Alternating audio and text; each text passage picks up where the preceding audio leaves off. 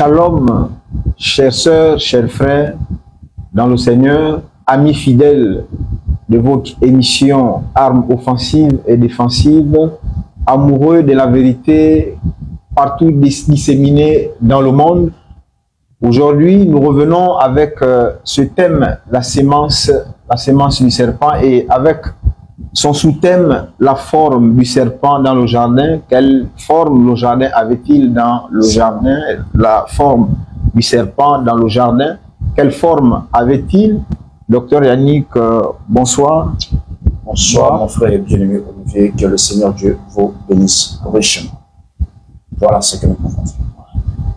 Docteur Yannick, l'apôtre Paul dans Acte 20, déjà aux anciens de l'église d'Éphèse, il les exhortait sur l'introduction de faux prophètes, de faux enseignants avec des doctrines perverses. Et nous croyons que parmi ces doctrines, la sémence du serpent, et l'apôtre Paul, avec une vision prophétique, déjà, il voyait notre temps. C'est pourquoi, docteur Yannick, ce soir, nous allons parler de la forme du serpent dans le jardin. Quelle forme avait-il? Et qu'est-ce que vous nous dites ce soir par rapport à ce sujet? Que le Seigneur Dieu nous bénisse richement.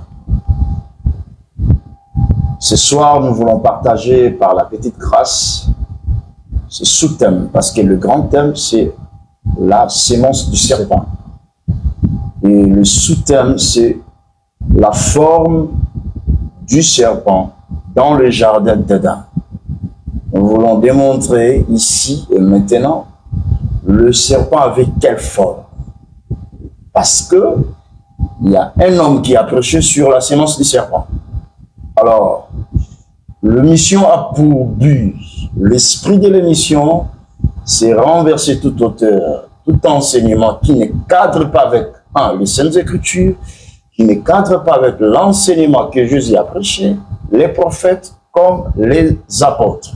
Alors, parmi les hommes qui ont prêché cet enseignement, nous avons un frère, un homme, un humain, au nom de William Marion Branham. Je suis ici, la sémence du serpent, volume 2. Aujourd'hui, c'est volume 2.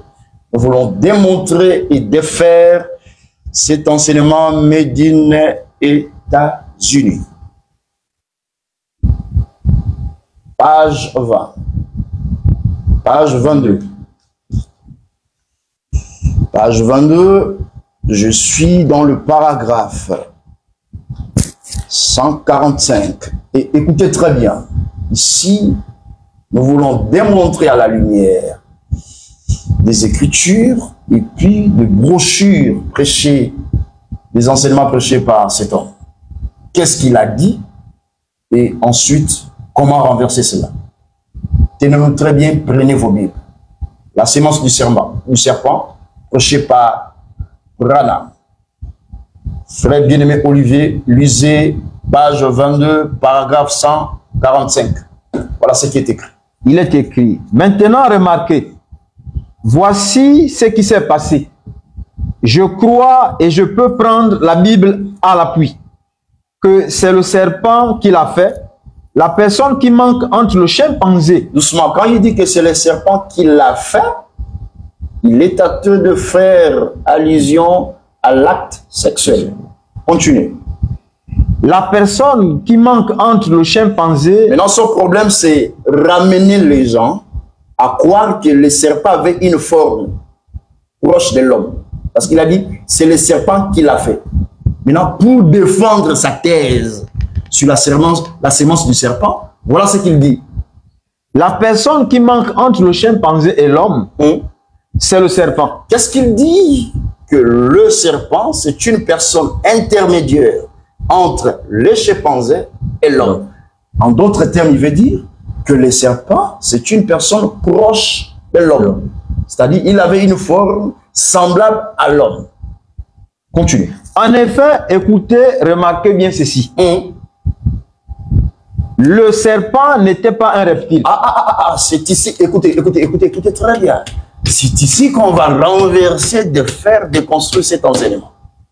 Qu'est-ce qu'il dit? Le serpent n'était pas un reptile. Il dit déjà que le serpent n'était pas un reptile. Il était le plus rusé de tous les animaux des champs. Donc lui, il définit le serpent, il dit qu'il n'était pas un reptile, il était qui pour lui?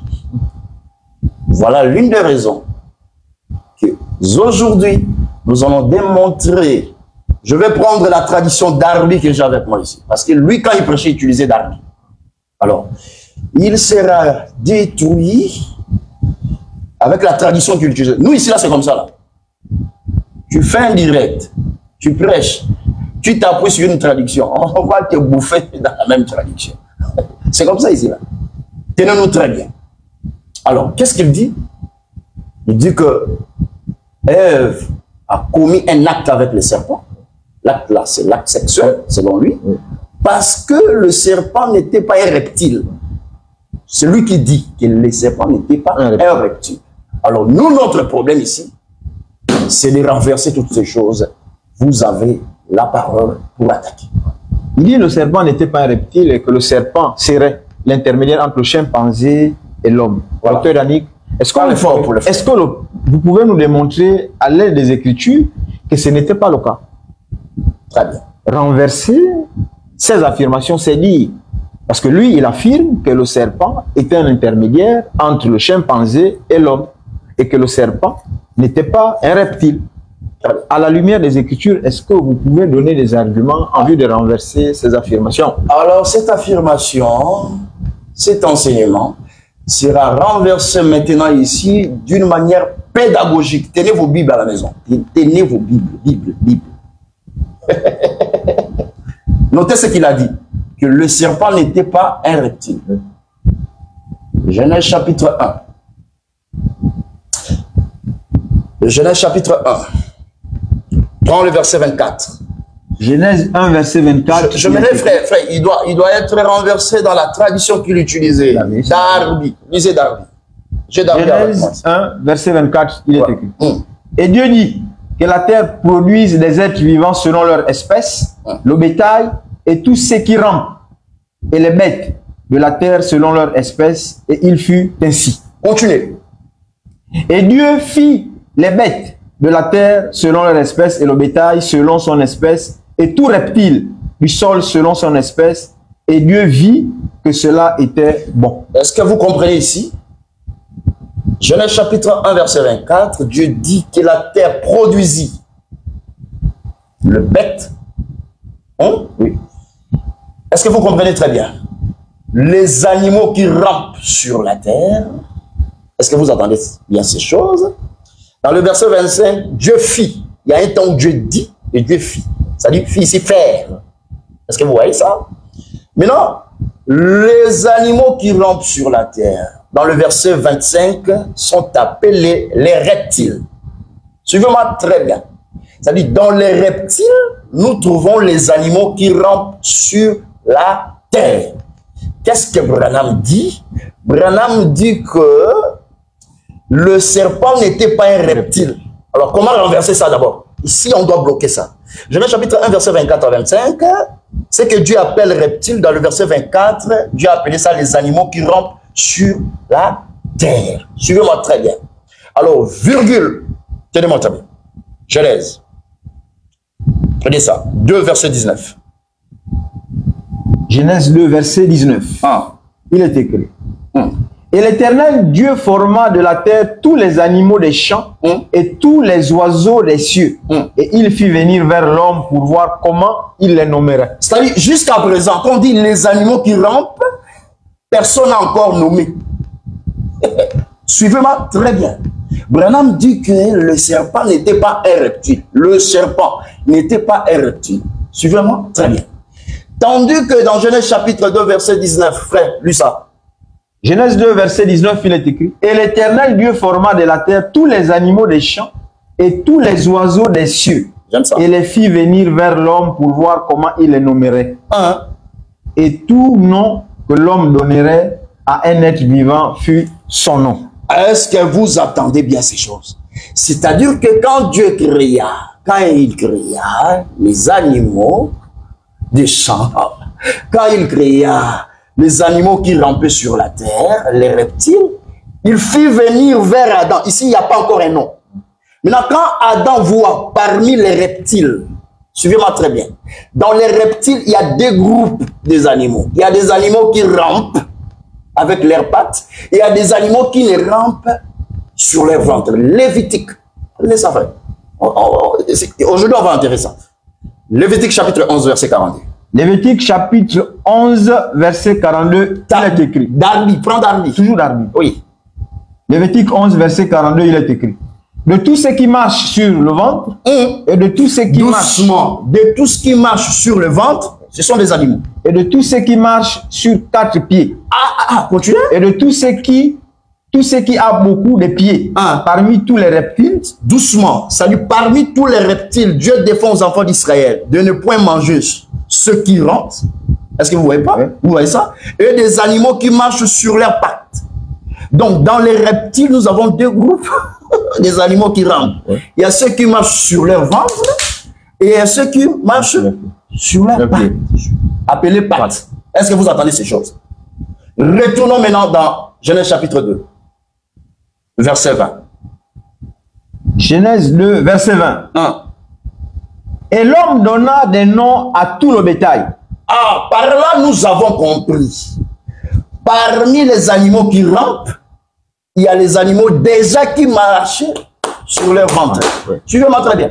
Il y a déjà les animaux qui marchaient sur leur ventre. Donc, Genèse 1, verset 24 à 25, quand Dieu créa les animaux qui rampaient, il y a déjà des animaux qui rampaient sur leur ventre et d'autres qui marchaient sur leurs pattes. Donc, ce n'est pas nouveau. Maintenant, Genèse 2, verset 20. Genèse 2, verset 20. Et l'homme donna des noms à tout le bétail, et aux oiseaux des cieux, et à toutes les bêtes des champs. Maintenant, Branham dit que le serpent n'était pas un reptile. Or, les noms serpents, c'est Adam qui a donné ça. Maintenant, quand Adam donnait les noms au serpent, cet animal qui rampait sur son ventre n'avait pas encore porté le nom serpent. C'est quand Adam voyait un animal s'approcher de lui. Il rampait sur son ventre, il dit, toi, serpent. Toi, lézard. Parce qu'un lézard, c'est un reptile. Crocodile, c'est un reptile. Mais lui marche sur ses pattes. Est-ce que vous voyez ça? Lévitique 11, 42. Dans les reptiles, nous avons les animaux qui marchaient sur leur ventre et sur leurs pattes. Donc, quand Adam voit un animal qui marcha sur son ventre, il lui a baptisé serpent. Est-ce que vous entendez bien ces choses? Maintenant, quand Branham dit que le serpent n'était pas un reptile, il est en train de contredire les Écritures. Parce que c'est lui qui a donné le nom d'abord à cet animal qui est reptile. Serpent, c'est Adam. Mais il dit quoi? Que le serpent était l'animal le plus rusé. Oh. Être plus rusé, ça ne veut pas dire que sa forme n'était pas d'un animal. Même ça, papa, même en anglais, comment il n'a pas compris ça? Il lui dit, le serpent n'était pas un reptile, il était le plus rusé. Quel rapport y a-t-il? Parce que tous les animaux étaient rusés, mais le serpent était le plus rusé. C'est-à-dire, même les lézards est le rusé. Mais le serpent est plus rusé. Ça ne veut pas dire que parce que le lézard est rusé, ça veut dire que le lézard n'a plus de pattes. Ça veut dire que quand l'Écriture dit que le crocodile est rusé, parce que tous les animaux sont rusés, mais le serpent était le plus rusé. Pourquoi on met l'accent sur le serpent? On dit plus rusé, ça dit tous les restes étaient rusés. Mais lui, il était plus rusé que tous les autres. Donc, Branham contredit déjà l'Écriture. Donc, par là, nous comprenons qu'il y avait déjà des animaux qui rampaient sur la terre avant le péché. Le serpent rampait déjà sur la terre. Voilà ce que nous disons. Alors, prends maintenant verset 20. Genèse 2, verset 20. Genèse 2, verset 20. Voilà. Et l'homme donna des noms à tout le bétail et aux oiseaux des cieux et à toutes les bêtes des champs. Parce que les gens ne savent pas comment ça s'est passé. C'est-à-dire que quand les animaux s'approchaient d'Adam, quand Adam voit l'attitude de l'animal, il décrit l'animal, Adam n'a pas donné le nom en réalité. Adam définissait la nature de chaque animal par les noms.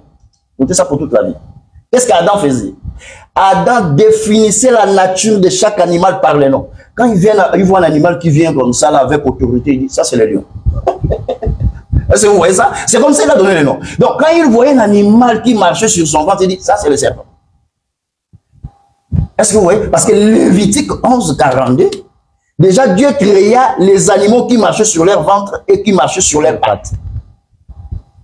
Donc, parmi les reptiles, lui, bien, Lévitique 11, 42, Dieu dit, parmi les reptiles, il y a des animaux qui marchent sur leur ventre, il y a des animaux qui marchent sur leurs pattes.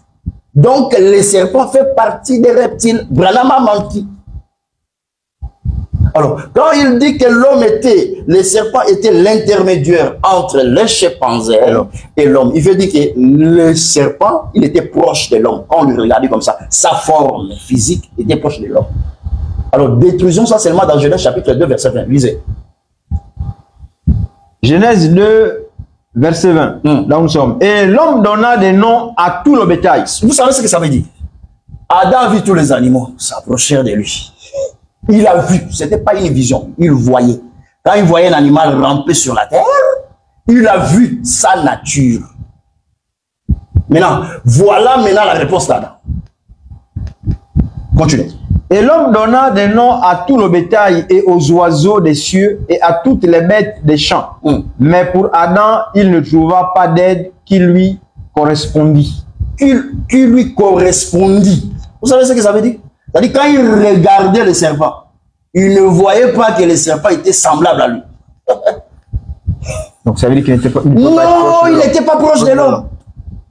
Ça, c'est la science qui crée ce genre de choses. L'homme, c'est un animal évolué. Faux et archi-faux. L'évangile renverse même la science. Oh, l'homme, c'est un animal évolué. Ça c'est la science. Branham a prêché la science. Et ce sont des choses même occultes. Voilà. Est-ce que vous entendez bien ces choses? Donc ici, Adam répondit que en voyant les animaux qui rampaient, en voyant les animaux de champ, il n'a pas trouvé un animal qui était semblable à lui, qui lui correspond. La correspondance, correspondre là, c'est pas par rapport à l'esprit, c'est par rapport à ce qui est physique. Au physique. Parce que jusque-là, Dieu n'avait pas encore créé quelqu'un qui lui ressemblait, un humain comme lui. L'une des raisons qu'il a parlé comme ça. Pour comprendre ça, il faut prêcher avec Paul. Est-ce que vous entendez ce jeu? Là, il bloque encore Branham. Donc, quelle était la forme du serpent? Les serpents avaient la forme d'un animal qui faisait partie des reptiles qui rampaient. C'est ça sa forme. Il n'avait pas... Parce que dans les reptiles, il y a des animaux qui ont des pattes, appelées aussi des pieds. Mais il y a des animaux qui rampent sur leur ventre, selon Lévitique 11, 42. Et le serpent faisait déjà partie des animaux qui rampaient sur leur ventre. Donc, par là, nous voyons la forme du serpent. C'est le serpent physique comme ça, pas spirituel. Voilà la première question. Docteur Yannick, mais lorsque nous lisons Genèse 3, verset 14, nous croyons peut-être que c'est à base de ça que ses frères disent que le serpent, effectivement, n'était pas un animal rampant au départ. Parce que, voici Genèse 3, verset 14. Il dit au serpent, comme tu as fait cela, tu marcheras sur ton ventre. Très bien. Et tu auras pour nourriture la poussière de la terre. Il s'agissait donc de quel serpent? Si à la base, si au départ, il était déjà rampant. Mais pourquoi après le péché? Donc, Genèse 3, verset 14, Dieu dit que comme tu as fait cela, très bien, tu marcheras désormais sur ton ventre. Ça veut dire qu'au départ, il ne marchait pas sur son ventre. Et je crois que c'est sur ce point que ses frères se disent qu'il n'était pas réellement rampant, il était peut-être l'intermédiaire entre le chimpanzé et l'homme. Est-ce que vous pouvez répondre? Une très belle question. Ça dit pour eux, quand Dieu dit au serpent, tu marcheras sur ton ventre, cela veut dire que dans la création, le serpent ne marchait pas sur son ventre. Mais nous venons déjà de démontrer ici que dans la création, Dieu a créé les animaux qui rampaient. Et dans les animaux qui rampaient, il y a les lézards, il y a les crocodiles, il y a les serpents. Mais il y a des animaux aussi qui rampent sur leur ventre. Sinon, Lévitique 11, verset 42. Verset 42. Maintenant, quand Dieu dit que, il dit au serpent, tu marcheras sur ton ventre. Il s'agit de ça. Dieu s'adresse à qui? Parce que l'Écriture dit, Dieu parlait au serpent. Alors, prenez le nom du serpent. Apocalypse chapitre 20. Apocalypse chapitre 20. Et taguez tous les branhamistes là-bas. Ils doivent comprendre ces choses. L'évangile est là pour vous. Apocalypse chapitre 20, verset 2. Apocalypse 20, verset 2, il est écrit. Voilà les noms du serpent. Et il saisit le dragon, le serpent ancien, qui est le diable et Satan. Mais Dieu lui-même donne le nom du serpent. Pourquoi ancien? C'est par rapport au jardin.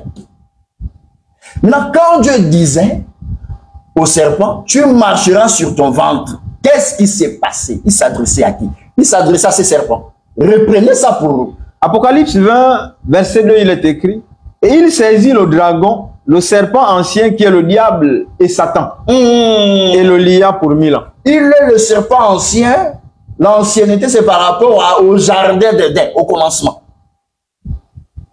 Donc, quand Dieu disait au serpent, tu marcheras sur ton ventre, parce qu'avant le péché, ces serpents ne pouvaient pas coucher sur son ventre pour marcher. Le nom du serpent, là, c'est il est ici, là. Maintenant, quelqu'un va me poser la question, mais il s'adressait à qui réellement? Il s'adressait à l'esprit qui était incarné dans les serpents physiques. Et cet esprit-là s'appelle Satan, le diable. Donc, en Éden, qu'est-ce qui s'est passé? Le diable est un esprit qui peut prendre corps. C'est incarné. Alors, je vais vous démontrer que le diable peut rentrer ici, il sort, il rentre là-bas. Prends ça pour eux. Ah, Bible. Prends Matthieu chapitre 16.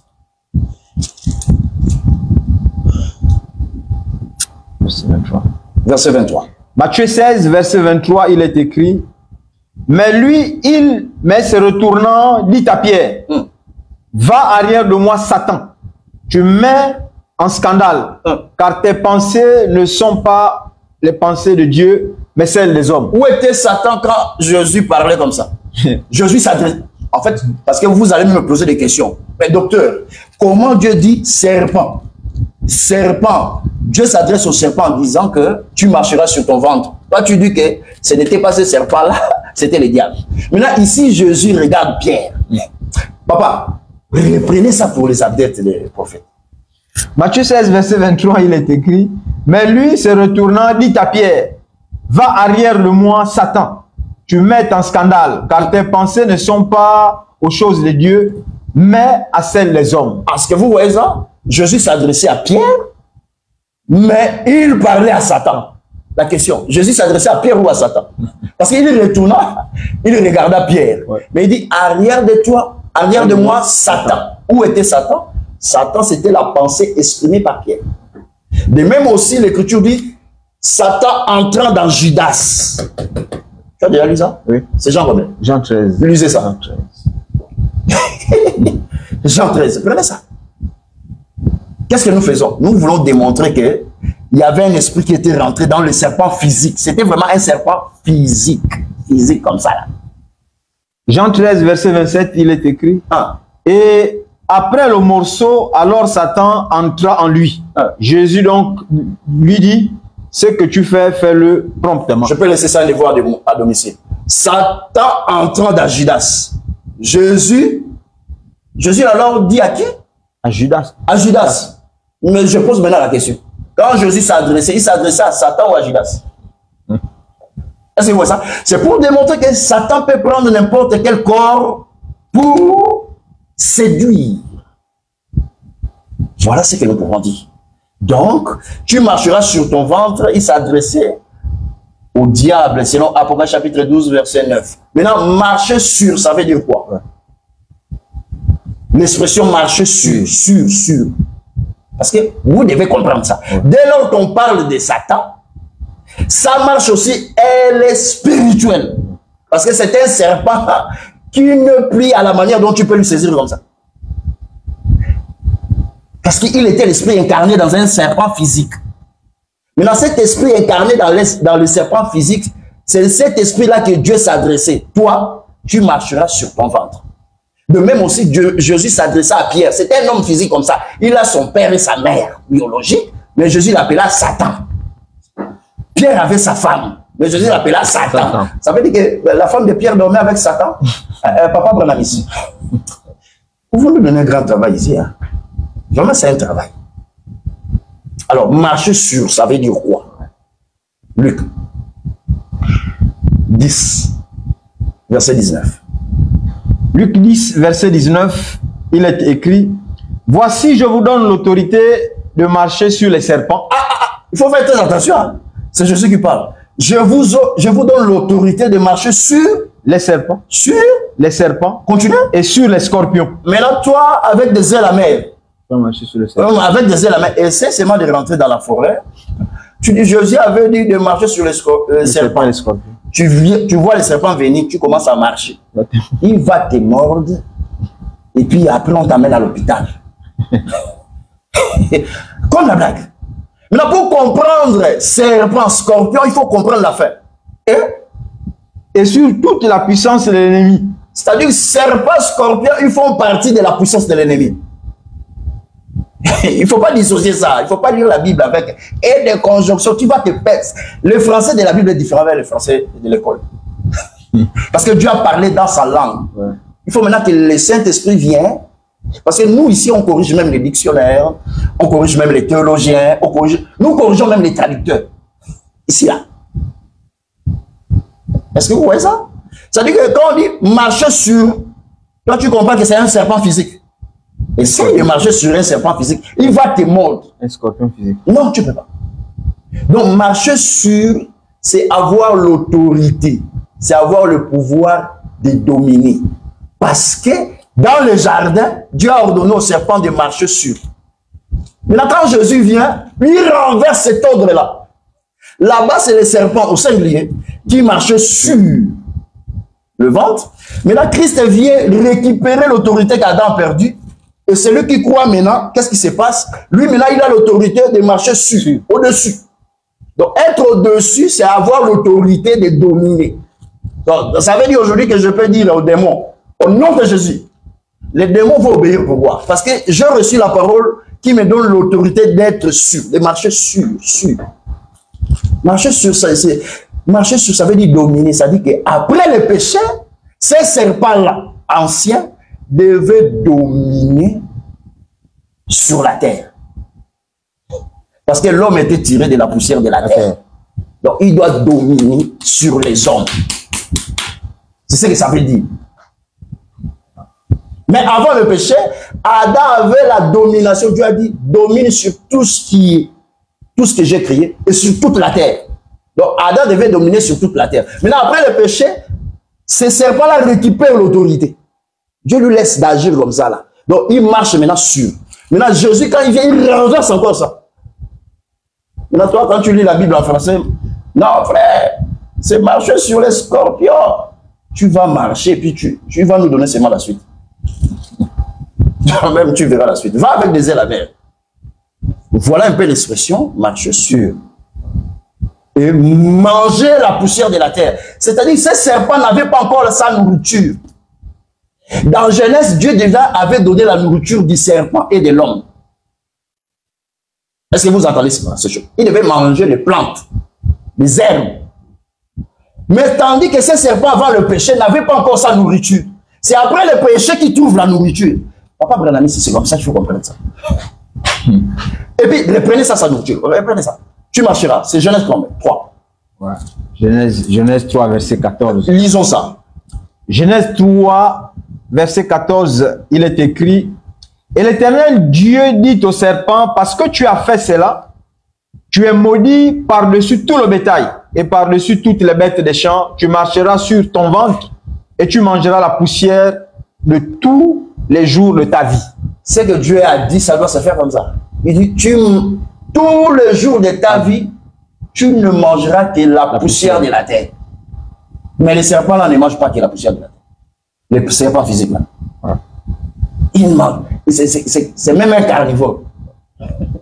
Est-ce que vous entendez bien ces choses? C'est pour dire que ces serpents là, sa nourriture n'est rien d'autre que la poussière de la terre. Parce que quand Dieu a créé les serpents physiques avaient déjà sa nourriture. Prends ça. Genèse chapitre 1. Parce que quand vous lisez la Bible avec un vers américain, vous allez vous perdre. Hein? Genèse chapitre, prenez ça. 1. Genèse chapitre 1. Merci. Prends le verset 29. Genèse 1, verset 29, il est écrit. 30. Et Dieu dit, voici, je vous ai donné toute plante portant sémence. Là, il s'adresse alors. Qui est sur la face de toute la terre. Et tout arbre dans lequel il y a un fruit d'arbre portant semence, cela vous sera pour nourriture. Ça, c'est la nourriture de l'homme. Oui. Avancez. Et tout animal de la terre, et à tout oiseau des cieux, J'aime ça. et à tous ceux qui rampent sur la terre. À tous ceux qui rampent Sur la terre. C'est-à-dire le serpent ici, là, il fait partie. Continuez. Qui a en soi une âme vivante. J'ai donné toute plante verte pour nourriture. Non, le serpent avait déjà sa nourriture ici. Les plantes. Les plantes. Genèse chapitre 1, verset 30. Maintenant, comme ce serpent déjà physique a déjà sa nourriture, mais un esprit s'est incarné dans le serpent physique, lui n'a pas encore eu sa nourriture. Maintenant, c'est après le péché que Dieu lui donne sa nourriture. Poussière de la terre. Je ne suis pas venu pour enseigner, mais il nous donne un travail d'enseigner. On peut laisser ça comme un devoir pour eux, ou bien on explique. Non, c'est expliqué parce que vous voyez, c'est-à-dire qu'il y a un serpent, lui n'a pas reçu sa nourriture. Mais un autre, c'est pas. Déjà, il a sa nourriture dans Genèse chapitre 1. Combien? Genèse chapitre 1. Verset 29 à 30. Très bien. Maintenant, quand le péché va, un esprit incarné dans le serpent, lui aussi, il a besoin de manger. Mais il n'en a pas encore. Parce qu'avant le péché, il n'avait pas la nourriture. Maintenant, après le péché, Dieu lui donne la nourriture. Sa nourriture, c'est la poussière de la terre. Et quand Adam a péché, Dieu a dit, tu es poussière. Dieu ne savait pas qu'Adam était poussière. J'aime la Bible. Quand Adam a péché, Dieu a dit, tu es poussière. Virgule, voilà pourquoi tu retourneras poussière. Il a dit deux choses. Il commence d'abord à dire, tu es poussière. Après, il dit, voilà pourquoi tu retourneras à la poussière. Là où tu as été. Donc, après le péché, Dieu rappelle à Adam que toi, tu es poussière. C'est pour expliquer qu'Adam a perdu la vie. Donc, tout celui qui est sans vie, sans parole, c'est une poussière qui est en train de se balader. Quand tu vois quelqu'un est en train de voter une loi, un homme doit se marier avec un homme, c'est une poussière de la terre. Donc, lui, c'est la nourriture du diable. Maintenant, toi, quand tu dis poussière, poussière, tu prends la rousse. Poussière, atome, molécule. La comédie, hein. Paul dit aux choses spirituelles. Nous tenons un langage spirituel. Quand Dieu dit poussière de la terre, toi tu pars chercher la rousse. Et dans la rousse, là, tu te perds encore. Molécule, atome. Est-ce que vous avez compris ça? Voilà un peu, mon frère. Oui, docteur Yannick, nous avons bel et bien compris que le serpent, effectivement, était un animal rampant et que le serpent n'avait pas une forme humaine ou une forme qui était intermédiaire entre le serpent et sa forme et l'homme. La forme que Dieu a créée le serpent jusqu'à présent. Jusqu'à présent, les serpents là gardent toujours sa forme. Et ce sont les mêmes serpents qui ont rentré dans l'âge. Parce que beaucoup de gens ne pensent pas que les serpents étaient dans l'âge. Ils ne savent pas s'il est rentré. Ou bien vous voulez inverser. Avançons. Ouais. Voilà. Mais effectivement, si il n'avait pas cette forme, docteur Yannick, selon votre argumentaire, mais pourquoi lorsqu'il parla à Ève, il se fit entendre en langage humain? Ça veut dire quoi? Il se fit entendre. C'est-à-dire, lorsqu'il a parlé à Ève, il a parlé clairement et Ève l'a entendu parler. Très bien. Et nous croyons que c'est par rapport à toutes ces choses que ceux qui soutiennent ces arguments disent qu'il a parlé comme un homme. Il a parlé comme un homme. Et c'est pourquoi il s'apparentait à un homme. Ou qu'il était intermédiaire entre le chimpanzé et l'homme. C'est pourquoi il a pu se comprendre avec Ève. Ce qui a été, c'est ce qui est. Et c'est ce qui sera. Il n'y a rien de nouveau. Alors démontrons d'abord qu'il n'y a rien de nouveau. On va prendre une écriture où un animal est en train de parler. L'animal parle. Et puis on va expliquer. Et puis renverser. Nombre chapitre 22. Prenez ça. Nombre chapitre 22. Nombre 22. Ça ne veut pas dire que parce que le serpent parlait, il était proche de l'homme. Il avait une forme humaine. Non, c'est pas ça. Nombre chapitre 22. Nombre 22. On va vous démontrer que le diable, c'est un imitateur. Il fait qu'il imite. Nombre 22. Nombre 22, verset 28 à 30. Nombre 22, verset 28, il est écrit Et l'Éternel ouvrit la bouche de l'ânesse. L'ânesse de qui? De Balaam. Et elle dit à Balaam, doucement. L'Éternel Dieu ouvrit la bouche de qui? De l'ânesse. L'ânesse, c'est un animal. Oui. De qui? De Balaam. Vous voyez que Dieu a le pouvoir de faire parler un animal. Et le diable, comme c'est un imitateur, lui aussi, il fait pareil. Parce qu'il se déguise aussi à un ange de la lumière. Faire des à peu près comme Dieu. Continuez. Et elle dit à Balaam. Qui parle ici là? C'est l'ânesse. Parlez fort, parce qu'il l'ânesse. passe dans Nombre chapitre 22. Verset 28. 28. L'animal est en train de parler. Continuez. Que t'ai-je fait que tu m'aies frappé cette 3 fois? Ça veut dire que cet animal n'avait plus de pattes. Quand il parlait comme ça, automatiquement, tous ces 4 pattes, ça a disparu. Maintenant, il prend la forme humaine de Balaam. Son visage devient comme Balaam. Quand vous comprenez la Bible avec un vers, made in Gabon, made in États-Unis, vous allez en enfer, comme ça, comme la blague.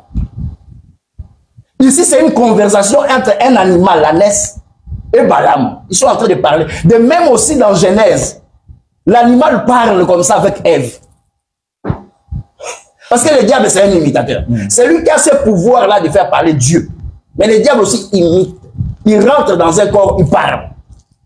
Continue. Verset 29. Et Balaam dit à l'ânesse, parce que tu t'es joué de moi, que n'ai-je une épée dans ma main. Tu as vu là-bas que Balaam a dit, oh, tu as pris la forme humaine. Je vais fuir. Il s'adresse à un animal. Jusque-là, sa nature, la nature de l'ânesse là n'est pas changée. Continuez.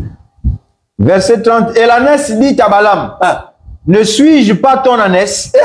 Jusqu'au verset 30, c'est la conversation d'un homme avec un animal. Sur laquelle tu montes depuis que je suis à toi jusqu'à ce jour. Tu peux t'arrêter là, mon frère. Tu verras pas la suite où l'écriture dit que cette ânesse-là avait la forme humaine. Parce qu'il parlait dans une langue où Balaam devait écouter. De même aussi, les serpents parlaient dans une langue où Ève devait écouter. Est-ce que vous entendez bien ces choses? Vous avez jamais vu dans les Écritures, je suis en train de marcher, il enseignant. Les démons parlent dans les corps des gens. Pourquoi tu es venu nous troubler avant le temps? Mais ce sont des esprits qui sont en train de parler. Mais ils parlaient dans quelle langue? Ils parlaient dans la langue où Jésus devait écouter. C'est-à-dire les esprits, les démons, les diables peuvent parler dans des corps. Même dans un animal, comme ça s'est passé en Éden, même dans un humain. Ça, c'est une écriture. D'abord, c'était pour renverser ça, pour démontrer que les diables, c'est un imitateur. Il n'y a rien de nouveau sur le cieux. Donc, un esprit qui rentre dans un corps peut parler. C'est ce que nous voulons dire. Un esprit qui rentre dans un corps peut parler. Langage humain. Voilà. C'est comme Dieu aussi a fait. C'est Dieu qui a ce pouvoir-là. Mais le diable, c'est un imitateur. Passons à une autre question. Donc, ce n'est pas une raison. Là-bas, dans Nombre 22, l'ânesse a gardé sa nature comme un animal. Vous avez vu l'écriture dit qu'il était l'intermédiaire entre l'homme et Balaam. Est-ce qu'il y a une écriture qui dit que l'ânesse était l'intermédiaire entre l'homme et Balaam? C'est la comédie. Avance. Autre point, docteur Yannick, pour chuter la quatrième préoccupation, c'est celle de la séduction. La séduction. Parce que je crois qu'ils confondent la séduction à l'adultère. Qu'est-ce qu'ils disent? Et on va peut-être lire dans ce qu'ils disent dans la page 32 de cette sémence du serpent et paragraphe 221. Vérifions ça. Ouais. Page 32. Page 32, paragraphe 221. Voilà. Lisez ici. Ouais. Page 32, paragraphe 221, sémence du serpent. Mais, vous voyez où est la sémence du serpent? La sémence du serpent, c'était quoi? L'adultère. Vous me suivez? L'adultère avec Ève. Qu'est-ce que c'est devenu? Qu'est-ce qui a produit ça? Qu'en est-il ce soir? Donc ici, il assimile cette séduction à l'adultère. Mais docteur Yannick, qu'en est-il réellement de cette séduction? Alors, pour eux, le mot séduire veut dire coucher avec Ève. Ouais. C'est ça la sémence du serpent, ouais. Le rapport sexuel. Ouais. Hein? Ouais. Ok. Alors, tenez-nous très bien. Prenez Apocalypse. Non, ne prends pas d'abord Apocalypse. 2 Corinthiens chapitre 11. 2 Corinthiens chapitre 11. Verset 1. 2 Corinthiens chapitre 11, premier verset. 1. Je voudrais que vous supportassiez un peu ma folie, mais aussi supportez-moi. Car je suis jaloux de vous, je suis jaloux à votre égard. Une jalousie de Dieu, car je vous ai fiancé à un seul mari, pour vous présenter au Christ comme une vierge chaste. Mais je crains que, en quelque manière, comme le serpent séduisit Ève. Paul dit, à quelque manière, comme le serpent séduisit Ève, par sa ruse, ainsi vos pensées ne soient corrompues, détournées de la simplicité quant au Christ. Frère Paul est en train d'expliquer le mot séduire veut dire quoi? C'est corrompre, c'est détourner par rapport à la vérité qui est Christ. C'est-à-dire que Paul pouvait nous expliquer clairement ici, là, la séduction qui s'est passée en Éden, c'était un acte sexuel. Paul dit non, je crains de la même manière. Il fait une corrélation entre ce qui s'est passé en Éden et par rapport à nous aujourd'hui. Donc il veut dire quoi? Ève aujourd'hui c'est vous, l'église. Hier, dans le jardin, le mari c'était Adam. Aujourd'hui, le mari c'est Christ. Maintenant, je crains que de la même façon que le serpent a séduit Ève, ça ne veut pas dire qu'il a couché avec Ève, ça veut dire qu'il a détourné Ève de ce que Adam l'a enseigné. C'est Adam qui a enseigné Ève que tu ne mangeras pas ces fruits. Parce que le jour où Dieu parlait à Adam, Ève n'était pas là.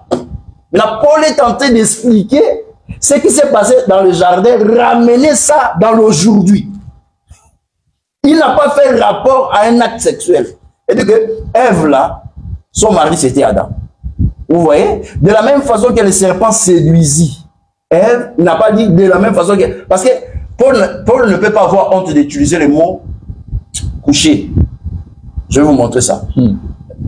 1 Corinthiens chapitre 7, verset 1. Non, ne lis pas. À cause de l'impudicité, il n'est pas bon de toucher les femmes. Que chaque... Donc, Paul, là où il a dit impudicité, il a dit. Là où coucher, il parle. C'est pas ici là qu'il aura honte de dire ça. Donc, il veut tout simplement expliquer que Ève, qui était la femme d'Adam, elle a été détournée. C'est ça la séduction. Elle a été corrompue.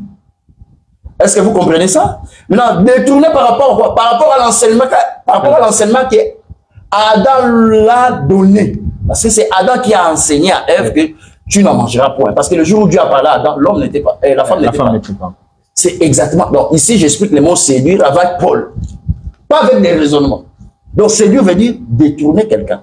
Du droit chemin. Du droit chemin, de la voie du Seigneur. La voie là, c'est la parole. Alors, le mot séduire, Jean. Ah, Bible. Jean chapitre 7, verset 47. Jean 7, verset 45. Il est écrit. Les huissiers donc s'en vinrent vers les principaux sacrificateurs et les pharisiens, et ceux-ci leur dirent, pourquoi ne l'avez-vous pas amené? Les huissiers répondirent, jamais homme ne parlera comme cet homme. Continuez. Les pharisiens donc leur répondirent, et vous aussi êtes-vous séduits? Aucun d'entre vous aussi êtes-vous séduits? Ça veut dire que ces hommes-là, ils voulaient coucher.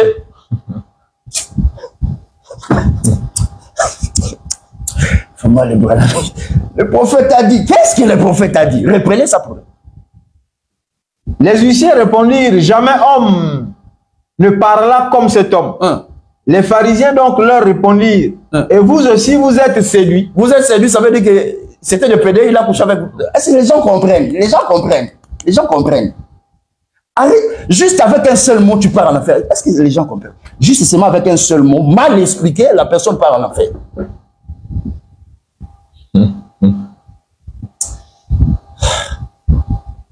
Alors, on va voir là où le serpent ancien continue de séduire. Parce qu'il pense qu'il s'est arrêté dans le jardin. Papa Branham, prends ça, prenez ça pour vous. Parce qu'il pense que le mot séduire, pour le serpent, ça s'est arrêté dans le jardin. Vous aurez une surprise désagréable. Allez, prenez ça. Soulevez vos pelles, on va enterrer ça. Soulevez vos pelles en mettant des gemmes, on enterre, on dort. Apocalypse chapitre 20, verset 2. Apocalypse 20, verset 2, il est écrit. Et il saisit le dragon, le serpent ancien. Doucement. Il saisit le dragon, le serpent, ancien. Virgule verset 7. Verset 7. Et quand les 1000 ans seront accomplis, Satan sera lié de sa prison. Ce qui est Satan? Le serpent ancien. Le diable. Le diable. Ouais. Il sera lié de sa prison. Non, réalisez ça bien. Et quand les 1000 ans seront accomplis, Satan sera lié de sa prison. Réalisez ça bien. Et quand les 1000 ans seront accomplis, Satan sera délié de sa prison. Voilà, toi tu as dû lier. Délié de sa prison. Délié de sa prison. Continuez. Et il sortira pour égarer les nations qui sont aux quatre coins de la terre. Lui, c'est avec la tradition, c'est bon. Parce que pour eux, quand on dit séduire, ils pensent que le diable s'est arrêté à séduire là-bas. Vous aurez une arme forte ici, là. Vous allez nous démontrer ça, comment il séduit. Apocalypse chapitre 20, verset 2, verset 5. Apocalypse 20, verset 2, d'abord. Voilà. Il saisit le dragon, le serpent ancien, qui est le diable, et Satan, et il le lia pour 1000 ans. Voilà. Verset 7. Et quand les 1000 ans seront accomplis, Satan sera relâché de sa prison, et il sortira pour séduire les nations qui sont aux quatre coins de la terre. Mais qui est Satan? Lui, le verset 2. Verset 2, Satan, le dragon, le serpent ancien, qui est le diable. Maintenant, le serpent doit séduire dans le verset 7. Est-ce que vous comprenez ça? Quand il veut séduire, il prend ce titre-là, serpent ancien. Est-ce que vous voyez ça? Maintenant, verset 7. Verset 7, quand les 1000 ans seront accomplis, Satan sera relâché de sa prison et il sortira pour séduire les nations. Donc, pour eux, ils pensent que Satan, ils pensent que dans le jardin d'Éden, quand Dieu disait au serpent, que tu as, Ève disait que le serpent m'a séduit, et ils pensent que c'est le serpent physique comme ça là. Or, le serpent qui a séduit là, continue toujours à séduire. Maintenant, ici, quand l'Écriture dit que Satan sera relâché après les règnes de 1000 ans, il va séduire les nations de la terre. Aux quatre coins de la terre. Ça veut dire qu'il va coucher avec les nations. Prenez ça pour les pranamis, donnez ça. Ça, c'est une arme forte.